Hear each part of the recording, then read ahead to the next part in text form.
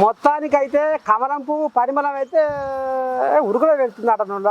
రాబోయే రోజుల్లో కమలం పువ్వు ఏడ ఉంటుందంటే అబ్బో బండి సంజయ్ అన్న చిన్న చెప్పలేదు.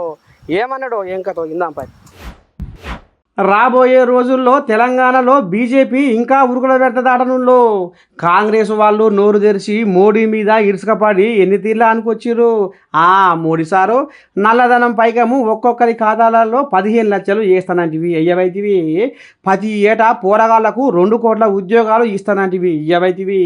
ఇక ఇట్లా చెప్పుకుంటూ పోతే బొచ్చడున్నాయి అని కాంగ్రెస్ వాళ్ళు ఎన్ని పిటకథలు చెప్పినా పోయిన తేపకు 4 సీట్లున్న బీజేపీ ఎంపీ సీట్లు ఇప్పుడు 8కి చేరుకున్నాయి. అంటే కాంగ్రెస్ వాళ్ళు కమలం పువ్వు మీద ఎన్ని నిందలు చేసినా ఎంపీ సీట్లు రెట్టింపైనాయట.